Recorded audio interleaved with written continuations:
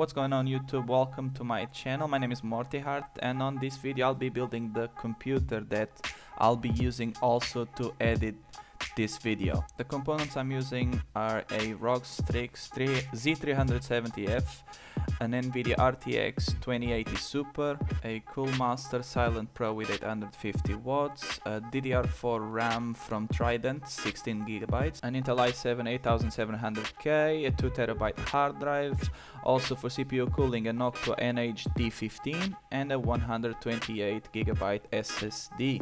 So without further ado, let's move on to the video, and I hope you enjoy.